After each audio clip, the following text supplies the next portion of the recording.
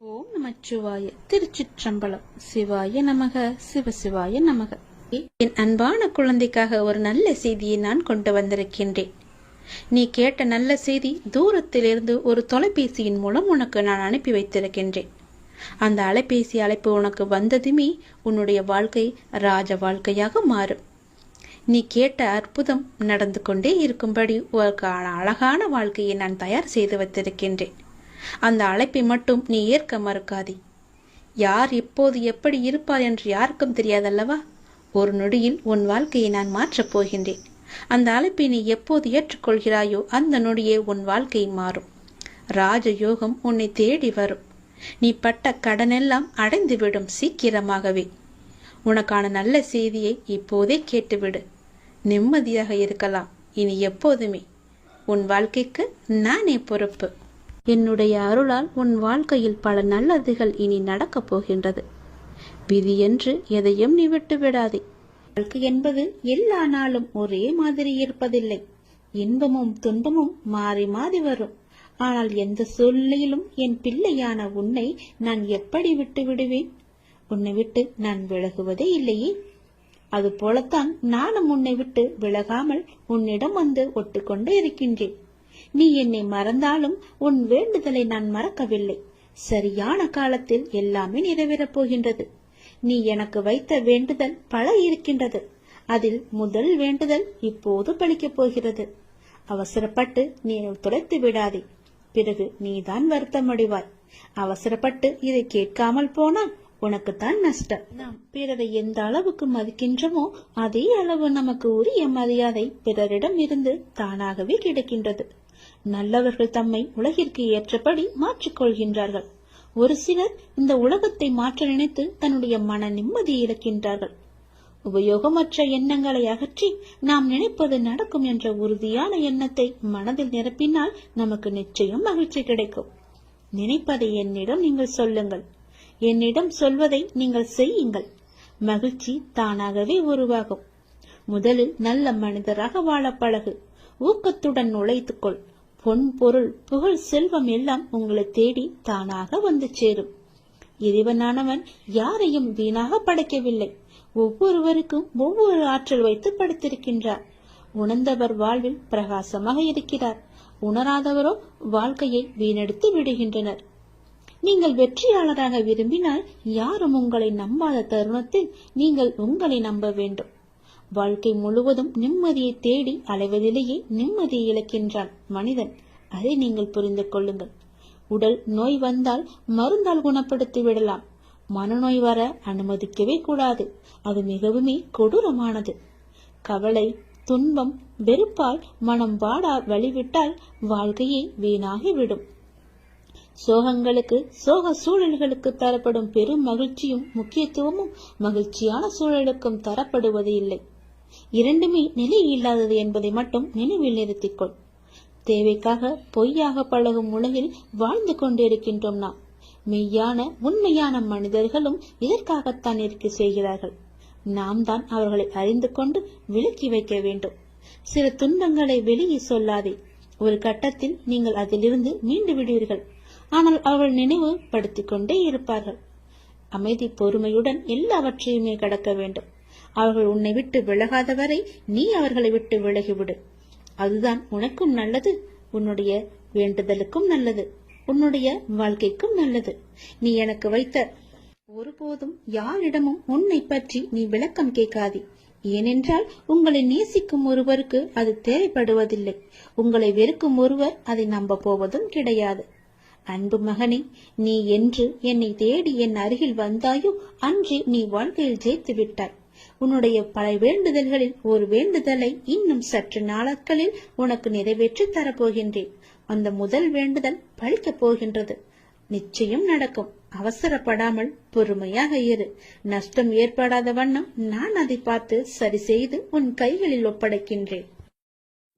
உன்னுடைய காரியங்கள் அனைத்தும் வெற்றி பெறும். உன் துயரங்கள், உன்னுடைய வியாதிகள், உன் கடன் சுமைகள் அனைத்தும் உன்னை விட்டு விலகப் போகின்றது. கூடிய விரைவில் நீ விரும்பும் எண்ணங்கள் நிறைவேறப் போகிறது. செல்வம் பெருகப் போகிறது. உனது வளர்ச்சியையும் நீ மகிழ்ச்சியாக இருப்பதையும் பார்ப்பதற்கு நான் உன்னோடு உன் வீட்டிற்கே வரப்போகின்றேன். துயரங்களின் தாக்கத்தை தாங்க முடியவில்லை என்று புலம்பிக் கொண்டிருக்கின்றாய். உன் பாரதத்தின் பெரும் பகுதியை நான் சுமந்து கொண்டிருக்கின்றேன். உன்னை நான் எந்த நேரத்திலுமே கைவிட எண்ணியதே கிடையாது. உனக்காக நிழலாக, என்றும் உனக்காக நீ செல்லும் இடமெல்லாம் ஏதாவது ஒரு ரூபத்தில் நான் உன்னை துணையாக வந்து காப்பாற்றிக் கொண்டே இருக்கின்றேன். மனதையும் வாக்கையும் செயலையும் ஒருமுகப்படுத்தி நேர்மையாகவும் உள்ளபூர்வமாகவும் நீ செயல்படுத்த பழகிக்கொள். அவ்வாறு நீ உன் வாழ்வில் செயல்பட துவங்கினால் உன்னுடைய துக்கங்கள் அனைத்துமே ஒரு முடிவுக்கு வந்துவிடும். அனைத்து துன்பங்களும் விலகிவிடும். உன் வாழ்க்கையில் என்ன நடந்தாலும் உனது நன்மைக்காக மட்டுமே நான் நடத்துகிறேன் என்பதை நீ நம்பு. என் குழந்தையாக நீ எதற்கும் எப்போதும் யாருக்காகவும் நீ பயப்பட வேண்டாம். எல்லாமே நீ விரும்பியது போலவே நல்லதாகவே நடக்கும். இது உன் அம்மாவாக, அப்பாவாக, உன் குருவாக என்னுடைய சத்திய வாக்கு. இது எல்லா மங்களங்களும் உனக்கு விளைய போகின்றது. எந்த ஒரு சூழ்நிலையிலும் நீ கவலை மட்டும் நீ படக்கூடாது. எதிர்மறை எண்ணத்தை உன் மனதிற்குள்ளே கொண்டு வரக்கூடாது. எப்போதும் நீயும் உன் வீடும் நேர்மறையாகவே எப்பொழுதும் சூழ்ந்து இருக்கட்டும். நேர்மறையை மட்டுமே உனக்குள்ளும் உன் வீட்டிற்குள்ளும் கொண்டு வா. தன்னை நாடி வருபவர்களிடம் எந்த வித்தியாசங்களையும் நான் ஏற்ற இறக்கங்களையும் நான் பார்க்க மாட்டேன். தன் சன்னதியை அடைந்து கண்மூடி நம்பிக்கையுடன் பிரார்த்தனை செய்பவர்கள் மேல் தன்னுடைய பேரருளை நான் வியாபிக்க செய்கின்றேன். இன்றைய தினம் என்னுடைய பேரருளை நீ பெற்று வாழ்வாங்கு வாழப்போகின்றாய். சந்தோஷங்கள் பொங்க நான் உன்னை ஆசீர்வதிக்கின்றேன். என்னை சரணாகதி அடைந்தவர்கள் துன்பத்தில் விழும் தருவாயில் கூட அவரது கை கொடுத்து நான் தூக்கி விடுகிறேன். கைபிடித்து எழுந்து என்னிடம் வந்து விட்டால் போதும், நான் அவர்களை பார்த்துக் கொள்வேன். நிச்சயம் உன்னுடைய எதிர்காலம் மிக சிறப்பானதாக மாற்றித்தர நான் உனக்கு சத்திய வாக்கு தருகிறேன். கடந்த காலத்தை நீ கடந்து வந்தால்தான் எதிர்காலம் உனக்கு கை கூடி வரும். நடந்து முடிந்தது அனைத்துமே பாடம். அதை மீண்டும் மீண்டும் நினைத்து கொண்டிருந்தால் கண் முன் இருக்கும் வாய்ப்பும் கண்ணுக்கு தெரியாது போய்விடும். நல்ல திசை, உனக்கு நல்லதே நடக்கும். இந்த அப்பன் எப்போதுமே உனக்காக மட்டுமே இருக்கின்றேன். உன் நல்லதுக்காகவே நான் வாழ்ந்து கொண்டிருக்கின்றேன். உனக்கு நல்லது செய்யவே உனக்கு துணை புரிந்து கொண்டிருக்கிறேன். எல்லாவற்றிலும் நீ ஜெயிக்க என்னுடைய ஆசைகளையும் எப்போதும் நான் உனக்கு வழங்கிக் கொண்டே இருப்பேன். நல்லது நடக்கும். இந்த நொடி உன் மனதில் என்ன நினைத்துக் கொண்டிருக்கின்றாய்? ஒரு முக்கியமான விஷயத்தை பற்றி நீ நினைத்துக் கொண்டிருக்கின்றாயா?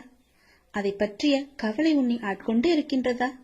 கவலையே படாதே, அதை நான் நிறைவேற்றி வைக்கின்றேன். உனக்கு எது தேவையோ அதை நானே நிறைவேற்றி வைக்கின்றேன். உன் மனநிலையை நீ மாற்றிக்கொள்.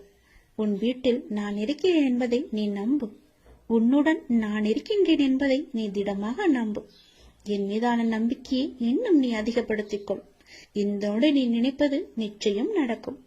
அனைத்தையும் என்னிடம் சமர்ப்பித்துவிட்டு நீ மௌனமாக நிம்மதியாக இரு. நிதானமாக இருக்க கற்றுக்கொள். உன் வேண்டுதலை நான் நிறைவேற்றி காமிக்கின்றேன். ஏனென்றால் உனக்கான நல்ல நேரம் துவங்கிவிட்டது. இனி உன் வாழ்வில் சந்தோஷம் மட்டுமே இருக்க போகின்றது. உன்னுடைய வாழ்க்கையானது ஒளிமயமாக மாறப்போகின்றது. நீ என்னிடம் கேட்டது கிடைக்கும் நேரம் இது. நீ என்னை பற்றி நினைத்துக் கொண்டிருக்கும் வேளையில் நீ நினைத்ததை நான் நிறைவேற்றி தரப்போகிறேன். இந்த அப்பா உனக்கு ஆசி வழங்க போகிறேன். நீ எதிர்பார்த்தது போலவே விரைவாகவே ஒரு நல்ல செய்தி உன்னை தேடி வரப்போகிறது. நீ இழந்ததையெல்லாம் மீண்டும் பெறப்போகின்றாய். எதற்கும் நீ கலங்க வேண்டிய அவசியம் இனி இருக்கவே இருக்காது. என் உதவி வேண்டி நீ எப்போது என்னை நாடி வந்தாயோ அடுத்த நிமிடமே உனக்கு என் உதவியை நான் செய்ய ஆரம்பித்து விட்டேன். நம்முடைய கர்மாவை நாம் தான் உருவாக்குகிறோம். அதை நீ முதலில் புரிந்து கொள். அதாவது நம்முடைய எண்ணங்களால், நாம் பேசுகின்ற சொற்களால், நாம் செய்கின்ற செயல்களால். அதனால் எப்போதுமே நிதானத்தை மட்டும் நீ கடைபிடித்து வா. பேசும்போது நிதானமாக பேசு. பேசும்போது ஒரு முறைக்கு பல முறை யோசித்த பிறகு பேசு. நீ செய்கின்ற செயல்கள் இது சரியா, தவறா, நல்லதா, கெட்டதா என ஆராய்ந்து பார். அதற்கு பிறகே அதை செயல்பட நீ முயற்சி செய். நீ எப்பொழுதும் ஆனந்தமாகவே இருப்பாய். அற்புதங்களை நீ பெற்றுக்கொண்டே இருப்பாய். நீ என்று மனம் நொந்து கண்ணீர் விட ஆரம்பித்தாயோ அந்த நொடியே உனக்காக நான் உனக்குள்ளே இறங்கிவிட்டேன். இனி கவலையே இல்லை. என் குழந்தை தைரியமாக இருக்க வேண்டும். உனக்காக உன்னுடைய அப்பா நான் இருக்கும்போது இனி உன் கண்களிலிருந்து கண்ணீர் வரக்கூடாது. நான் உனக்கு செய்ய போகும் நல்லதுகளை, ஒன்றின் பின் ஒன்றாக வரும் நல்ல செய்திகளை கேட்டு நல்லதுகள் நினைத்து உன் கண்ணில் இருந்து ஆனந்த கண்ணீர் மட்டுமே வர வேண்டும். அதை நான் பார்த்து சந்தோஷம் அடைய வேண்டும். இல்லை என்று கேட்பவன் பிச்சைக்காரனாகின்றான்.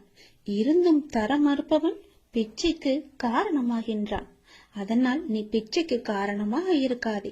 இல்லை என்று தேடி வருபவர் உன்னிடம் இருக்கும் என்ற எண்ணத்தில் தானே வருகிறார்.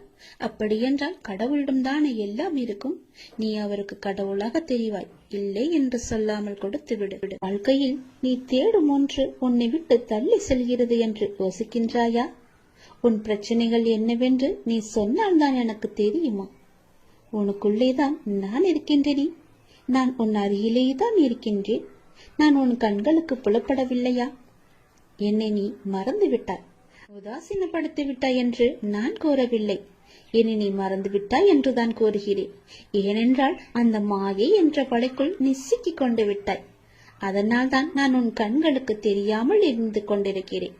ஆனால் நானோ உன்னை சுற்றி எல்லா புறமும் உன்னை நோக்கியே நான் வந்து கொண்டிருக்கிறேன். உன்னை பாதுகாத்து கொண்டு உன் அருகிலேயே இருந்து கொண்டிருக்கின்றேன்.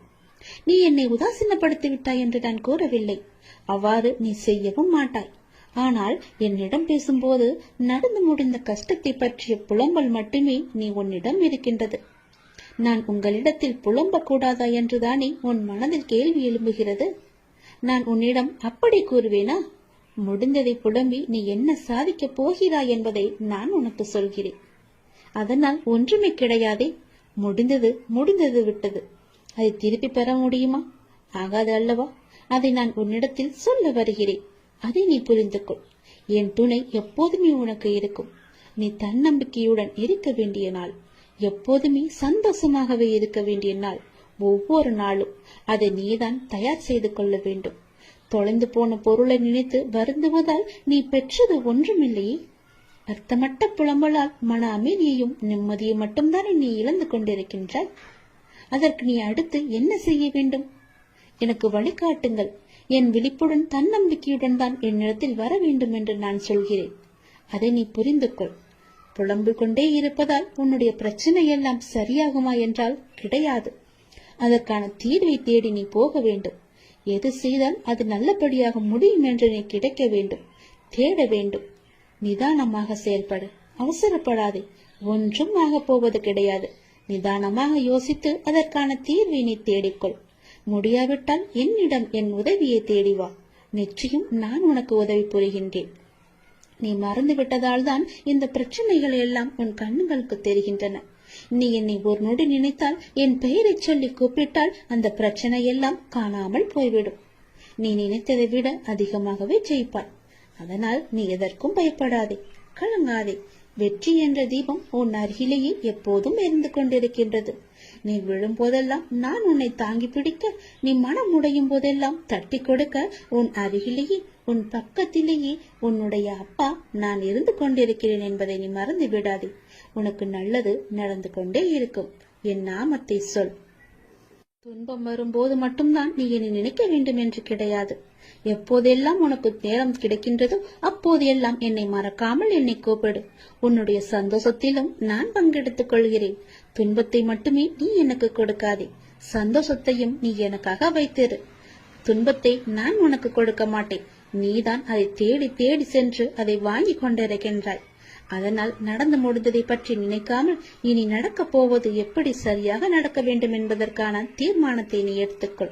நிச்சயம் அது நன்மையாக முடிக்கும்படி நான் உனக்கு அமைத்து தருகிறேன். என்னை கூப்பிடு, நான் வருகிறேன் உன்னுடைய உதவிக்கு. உன் வாழ்க்கையில் நல்ல மாற்றங்கள் தருவதற்கு நான் தயாராக இருக்கிறேன். மறந்து விடாதே, உதாசீனப்படுத்தி விடாதே. என்னை நினைத்துக் கொண்டே இரு. என் நாமத்தை நீ ஜபித்துக் கொண்டே இரு. நல்லது உனக்கு நிச்சயம் நடக்கும். வெற்றி செய்தி உனக்கு வந்துவிட்டது. எதை பற்றியும் யோசிக்காமல் சட்டென்ன என் குங்குமத்தை தொடு. உன் பிரச்சனை தீரும். நீ நினைத்த காரியம் கைகூடி வரும். வெற்றி செய்தி உன்னை தேடி வரப்போகிறது என் தங்கமே. என் அன்பு குழந்தையே, நீ காலம் அறிந்து பயிற்சி என்பது போல சரியான காலம் அமைது உனக்கு உணர்த்தப்படும். அப்போது முழு முயற்சியை நீ வெளிப்படுத்த வேண்டும். ஆனால் காலம் உனக்கு சாதகம் இல்லாத நேரத்தில் முழு முயற்சி செய்து தளர்ந்து இனிமேல் முயற்சி செய்ய மாட்டேன் என்று முடிவெடுத்துக் கொண்டிருக்கின்றார். உனக்கான காலம் வரும். அப்போது உன் முயற்சி அனைத்துமே வெற்றி பெறும். உனக்கும் நேரத்தில் சரியான முடிவு எடுக்க முயற்சி செய். வெற்றி நிச்சயம் உனக்கு கிடைக்கும். நீ நீண்ட நாட்களாக ஆரம்பிக்கலாமா என்று நினைத்த ஒரு நல்ல காரியத்தை இன்று ஆரம்பித்து விடு. உனக்கு அது சிறப்பான ஏற்றம் தரும். நீ எனக்காக என்னென்னவோ செய்ய திட்டமிட்டாய் அல்லவா? அது எல்லாம் உன்னால் செய்ய முடியாமல் போனது என்று வருந்தாதே. நீ எனக்காக செய்ய ஆசைப்பட்டது எல்லாம் செய்ய உனக்கு மீண்டும் ஒரு வாய்ப்பு கிடைக்கும். உன் வாழ்வில் நீ எதிர்பாராத பல நல்ல விஷயங்கள் அடுத்தடுத்து நடைபெற இருக்கின்றன. மாற்றங்களுக்கான அறிகுறி இன்று உனக்கு தென்படும். நீ மகிழ்ச்சியாக இருப்பதை நான் கண்கூடாக பார்க்க போகிறேன். உன் கடந்த காலத்தை பற்றியோ உன் தற்போதைய நிலையை பற்றியோ சிறிதும் கவலைப்படாதே. உன்னுடைய காலங்கள், கஷ்ட காலங்கள் எல்லாமே மாறும். நான் மாற்றுவேன். வாழ்வில் நீ நினைத்தும் பார்க்காத வளமான வாழ்வை நான் உனக்காக கொடுத்து உன்னை வாழ வைக்கப் போகிறேன். நீ கடக்கும் பாதைகள் யாவும் உன் வாழ்வை மேன்மைப்படுத்துவே என்பதை மறந்து விடாதே. நான் இருக்கின்றேன், இருப்பேன், என்றுமே உனக்கு வழித்துணையாக இருப்பேன். நம்பிக்கை கொள். கடல் நீரை போன்று உன் அன்பு என்னிடத்தில் இருக்கும் போது உன்னை என்னிடம் இருந்து எவரால் பிரித்துவிட முடியும்? ஏன் கலங்கிக் கொண்டு இருக்கின்றாய்? ஏன் குழப்பப்படுகிறாய்? உன்னை காக்க நான் இருக்கின்றேன். என் தங்கமே, உனக்குள் இருக்கும் மனக்குழப்பம் தீர்ந்ததா? அதற்கு நீ சரியான தீர்வை கண்டிருப்பாய் என்று நினைக்கிறேன். அந்த தீர்வை நான் தான் உனக்கு கொடுத்தேன். என்னை சரணடைந்த உன்னை கவலைப்பட செய்ய விட மாட்டேன். பல கவலைப்பட்ட விஷயங்களிலிருந்து நிச்சயம் மீட்டெடுப்பேன். தைரியமாக இரு. நம்பிக்கை இழக்காதே. உனக்கு துணையாக நான் எப்போதும் வருவேன். நீ யார் என்பதை மீண்டும் அனைவரும் புரிய வைப்பேன். சின்ன சின்ன குழப்பங்கள் வரும். ஆனாலும் உன்னை நான் மீட்டு நீ செல்ல வேண்டிய சரியான வழியில் உன்னை செல்ல நான் துணை செய்வேன். எப்பொழுதும் என்ன நாமத்தை நீ உச்சரித்துக் கொண்டு ஏறு. எல்லாம் சரியாகும். அது தானாகவே சரியாகும். கவலைப்படாதே. வெற்றி செய்தி உனக்கு வந்து விட்டது. நிச்சயம் உனக்கு நன்மைகள் பல நடக்கப் போகிறது. உன்னுடைய காண முடியாத பிரச்சனைகள் எல்லாம் தீர்ந்து ஓட போகிறது. ஒருவரை பற்றி நமக்கு ஏற்படும் நல்ல சிந்தனையோ கெட்ட சிந்தனையோ அவரை தீர்மானிப்பதில்லை, நம்மையே தீர்மானிக்கின்றன. எனவே வாழ்க்கையில் வெற்றி பெற விரும்புகிறவர் என்றும் எப்போதும் எல்லா நேர்மறையான சிந்தனையையே நாம் வளர்த்துக் கொள்ள வேண்டும். அப்படி இருந்தால் நமக்கு எதிர்ப்புறம் இருப்பவரும் வளர்வார், நாமும் வளர்ந்து எல்லோரும் போல நன்றாகவே இருப்போம். நிம்மதி நம்முடன் எப்போதுமே நிலைத்திருக்கும். குழந்தையே, ஒருவர் வியாபாரம் செய்ய முடிவெடுத்து தன்னுடைய குருவை நோக்கி சென்றார். செய்யலாமா வேண்டாமா என்று தீர்மானிப்பதற்காக அவரிடம் கேட்பதற்காக சென்றார். தம்முடைய ஊருக்கு வந்த சன்னியாசி ஒருவரை சென்று சந்தித்து தனது நிலைமையை சொல்லி புலம்பினான் ஒரு வியாபாரி. நீ வியாபாரம் செய்ய வேண்டும் என்று முடிவு செய்தது தவறல்ல, என்ன வியாபாரம் செய்ய வேண்டும் என்று முடிவு செய்ததுதான் தவறு. மக்களுக்கு எது அன்றாடம் தேவைப்படுகிறதோ, எது வாங்க தீர்ந்து போகின்றதோ அதை நீ வியாபாரம் செய். உன் பிரச்சனை முடிவுக்கு வரும். நான் வடக்கே யாத்திரை செல்கின்றேன். 2 மாதங்கள் திரும்ப வருவேன். அப்போது வந்து என்னை மீண்டும் பார் என்று ஆசை கூறிவிட்டு சென்று விட்டார். இவனுக்கு அப்போதுதான் உண்மை புரிந்தது. மக்களின் தேவையை அறிந்து கொள்ளாமல் நமக்கு சுலபமாக இருக்கிறது என்று நாம் முடிவு செய்து இத்தனை நாள் வியாபாரம் செய்து வந்தோம். அதனால் தான் தோல்வியும் ஏற்பட்டது என்று உணர்ந்து கொண்டான். தொடர்ந்து தனது மனைவி மற்றும் நலம் விரும்பிகளுடன் ஆலோசித்து அந்த ஊரில் ஒரு காய்கறி கடையை திறந்தான். பக்கத்து ஊர்களுக்கு சென்று காய்கனி வகைகளை வாங்கி வந்து தனது கடையில் நியாயமான விலைக்கு விற்றான். இதைத் தொடர்ந்து வியாபாரம் சூடு பிடிக்க ஆரம்பித்தது. அவனுக்கு வாடிக்கையாளர்களோ பெருகினர். துறவியின் வாக்கு பழித்ததை எண்ணி அவன் மகிழ்ச்சி அடைந்தான். அவருக்கு மானசீகமாக நன்றியும் கூறினான். இந்த நிலையில் இவனது வியாபாரத்தை பற்றி கேள்விப்பட்ட பக்கத்து ஊர் செல்வந்தர் ஒருவர் இவனது கடைக்கு எதிரே இருந்த ஒரு காலி நிலத்தை வாங்கி அந்த இடத்தில் மிக பிரம்மாண்டமான கட்டிடம் ஒன்றை கட்ட ஆரம்பித்தார். தனது கடைக்கு எதிரே புதிய கட்டிடம் ஒன்று கட்டப்படுவதை பார்த்த இவன் என்ன ஏது என்று விசாரித்த போது மிக பெரிய பலசரக்கு கடை ஒன்று அங்கு வரப்போவதாகவும் அங்கு காய்கறி முதல் மளிகை சாமான்கள், வீட்டு உபயோகப் பொருட்கள் என அனைத்தும் கிடைக்கும் என்றும் கூறினார்கள். அதை கேட்ட இவனுக்கு அடி வயிறோ கலங்கியது. இத்தனை ஆண்டுகள் நஷ்டத்தில் வணிகம் செய்து வந்தோம். இப்போதுதான் ஓரளவு வியாபாரம் சூடு பிடிக்க ஆரம்பித்திருக்கிறது. இந்த நிலையில் இப்படி ஒரு போட்டியா? நான் என்ன செய்வேன் என்று தத்தளித்தான். இந்த கடை கட்டி முடிக்காவிட்டால் எல்லோரும் இதற்குதானே செல்வார்கள். என் கடையை யார் எட்டி பார்ப்பார்கள்? இறைவா, இது என்ன சோதனை என்று கலங்கி தவித்தான். இந்த நிலையில் அந்த சன்னியாசியும் தனது யாத்திரை முடித்து திரும்பினார். அவரிடம் சென்று நடந்ததை விளக்கி, நான் இப்போது என்ன செய்ய வேண்டும் என்றார். ஒன்றும் வேண்டாம், நான் சொல்வதை போலவே செய். தினமும் காலை உன் கடையை திறக்கும் போது, இன்று எனக்கு வியாபாரம் நன்றாக நடக்க வேண்டும் என்று கடவுளை பிரார்த்தனை செய். அப்படியே எதிர்ப்புறமும் திரும்பி அந்த புதிய கடையிலும் நன்றாக வியாபாரம் நடக்க வேண்டும் என்று பிரார்த்தனை செய். உப்புக்காக பிரார்த்திக்காமல் மானசீகமாக அதை விரும்பு, நல்லதே நடக்கும் என்றார். என்ன இப்படி சொல்கிறீர்களே என்று அவரும் ஒரு நிமிடம் குழம்பி போனார்.